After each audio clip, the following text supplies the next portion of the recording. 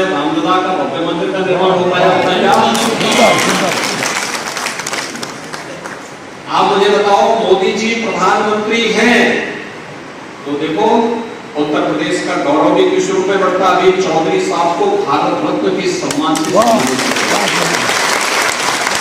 चौधरी साहब को सम्मान बहुत पहले मिल जाना चाहिए था, बहुत पहले मिल जाना चाहिए था। भारत की नब्ज को अगर भारत के किसी राजनेता ने उस कालखंड में सही तरीके से पहचाना था तो वह नाम था चौधरी चरण सिंह जी का, जिन्होंने कहा था कि भारत की प्रगति का मार्ग देश के खेतों और खलिहानों से होकर के जाता है। अन्नदाता किसान, जिस देश में 70 से लेकर 75% आबादी खेती बाड़ी पर निर्भर करती हो, वो किसान सरकार के एजेंडे का हिस्सा नहीं था। और पहली बार हुआ कि प्रधानमंत्री मोदी जी ने चौधरी साहब के सपने को साकार करने के लिए अपने एजेंडे का हिस्सा, शासन के एजेंडे का हिस्सा अन्नदाता किसानों को बनाया। और जब उसके परिणाम आने प्रारंभ हुए तो भारत रत्न का सम्मान चौधरी साहब को भी देकर के चौधरी साहब के माध्यम से न केवल पश्चिमी उत्तर प्रदेश बल्कि पूरा उत्तर प्रदेश गौरवान्वित है, क्योंकि चौधरी साहब का संबंध उत्तर प्रदेश से था। उत्तर प्रदेश के मुख्यमंत्री के रूप में भी उन्होंने देश को अपनी अमूल्य सेवाएं दी। इसलिए मैं आज के इस अवसर पर आप सबको इस बात की भी बधाई देता हूं, प्रधानमंत्री मोदी जी के प्रति आभार व्यक्त करता हूं कि चौधरी साहब को उन्होंने भारत रत्न का सम्मान देकर के न केवल पश्चिमी उत्तर प्रदेश को और किसानों को बल्कि पूरे उत्तर प्रदेश के गौरव को बढ़ाने का काम किया है। इसके लिए हम सब उनके प्रति आभारी हैं। देखें, मेडिकल कॉलेज के साथ साथ यहाँ की सड़कों, हाईवे, 4 लेन की कनेक्टिविटी कितनी अच्छी बेहतरीन कनेक्टिविटी के साथ हुई है। यहाँ पर अन्य हर एक सेक्टर में यहाँ की ओडीओपी आज एक नई पहचान बना रही है और उस पहचान को बनाए रखने के लिए ही आज हम सब एक बार फिर से आपके पास आए हैं। याद रखना, हम प्रबुद्ध जनों की कुछ कमियां होती हैं जो चंदन चौहान जी ने कहा कि हम लोग बड़ी बड़ी बहस कर लेते हैं, चर्चा कर लेते हैं, ऐन वक्त पर हम लोग आलसी हो जाते हैं, वोट डालने नहीं जाएंगे, लोगों को बताएंगे लेकिन स्वयं पीछे हटेंगे। और आपका तो पहले चरण में मतदान होना है, इसलिए पहले स्वयं मतदान करना और को भी मतदान करने के लिए तैयार रहना, ये जरूर करना चाहिए। दूसरा, अपने वोट की कीमत को पहचानना और लोगों को उसके लिए तैयार करना। याद करिए, आपका वोट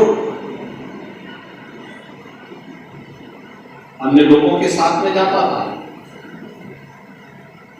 तो कृष्णौर अपनी पहचान के लिए मोहताज होता था।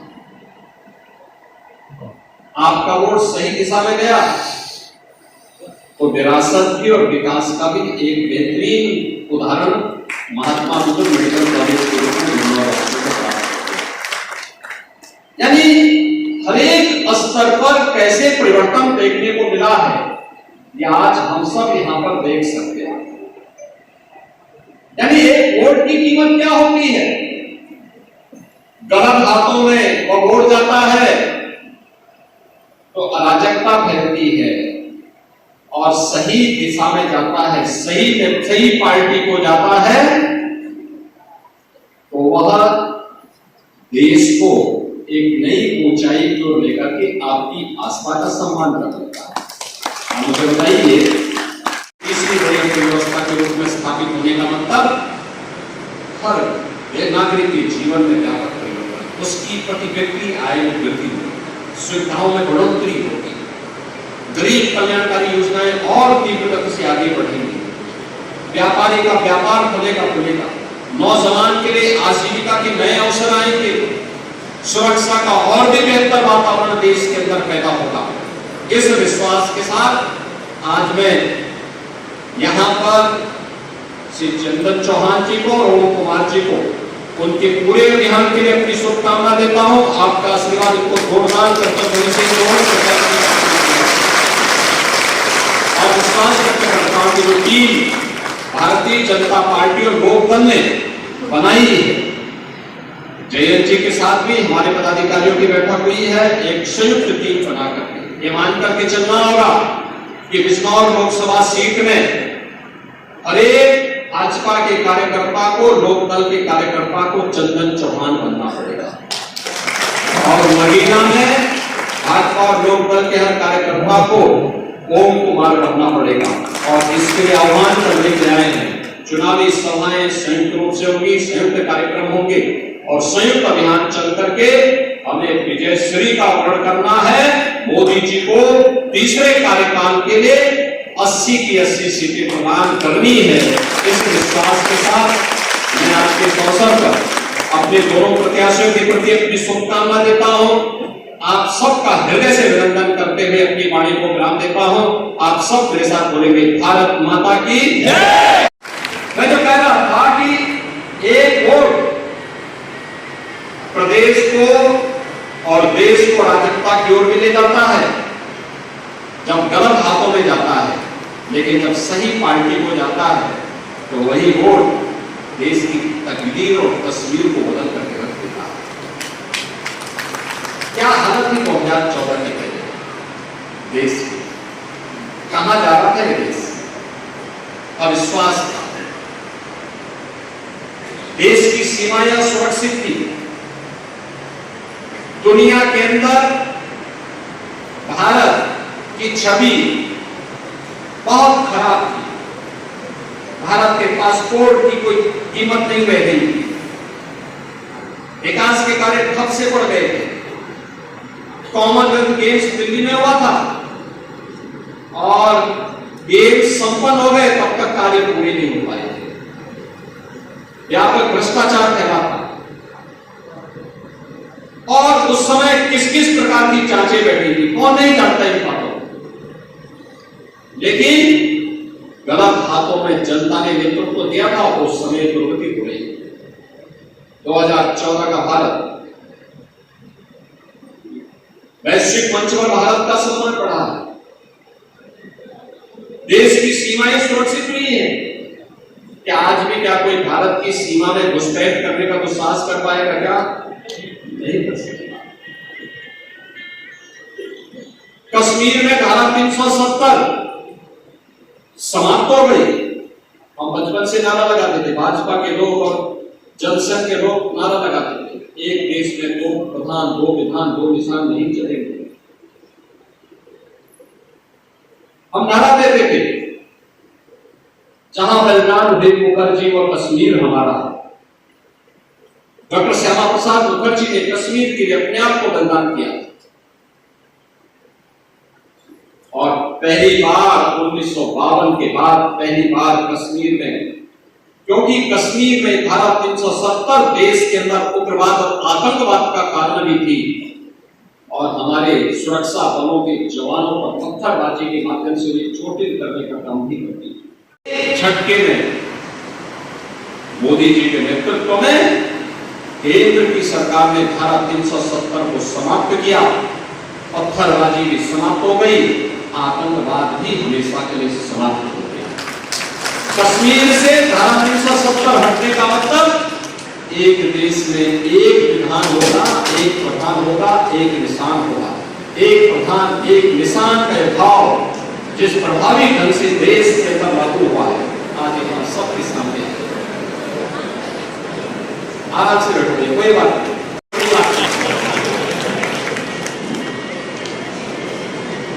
लेकिन धारा 370 समाप्त हो गई, अयोध्या में आस्था का सम्मान हो गया। वाह, गलत हाथों में उड़ जाता है तो कर्फ्यू लगता है और सही हाथों में जाता है तो कावड़ यात्रा भी लगती है।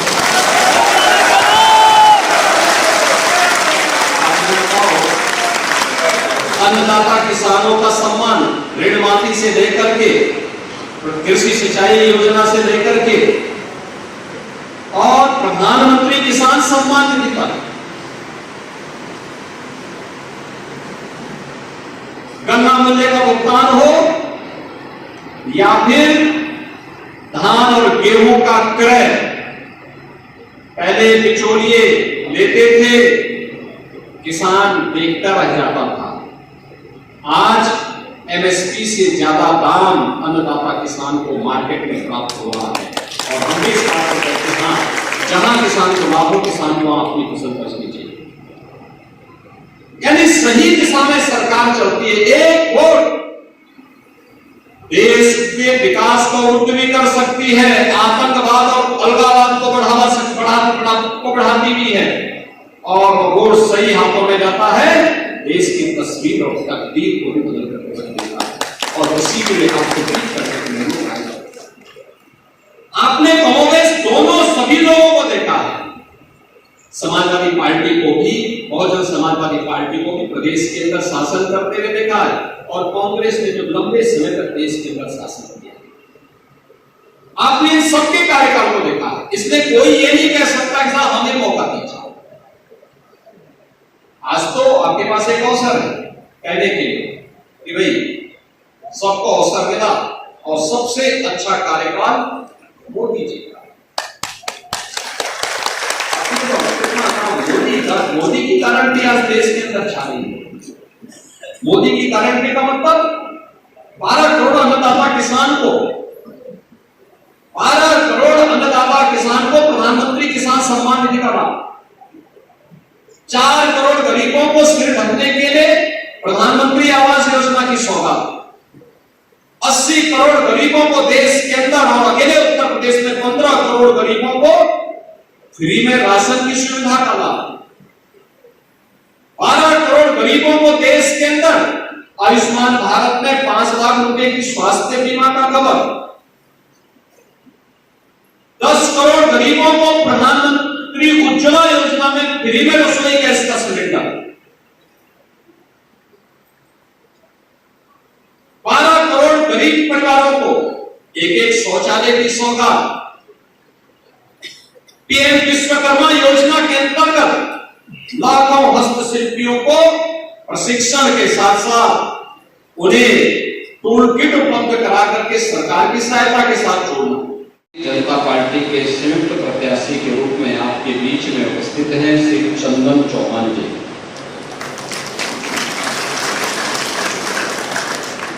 इस बार उनके माथे पे चंदन जरूर लगना चाहिए।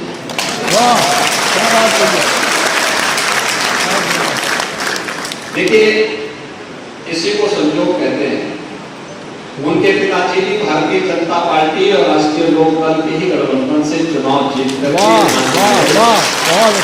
और मैं इस बात के साथ कह सकता हूं, जैसे ही चंदन चौहान का नाम घोषित हुआ तो मैंने कहा देखो ये सीट हमारी 100% श्योर है, 100% श्योर है।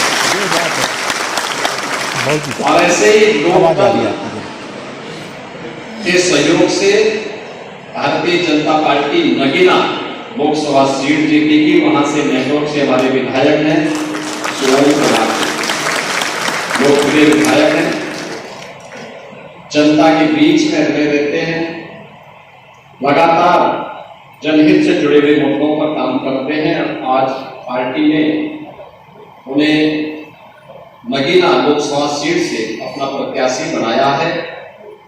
आपका आशीर्वाद उन्हें प्राप्त हो, इस दृष्टि से प्रबुद्ध जनों के बीच में हम दोनों प्रत्याशियों का परिचय कराने के लिए मुझे स्वयं आना पड़ा।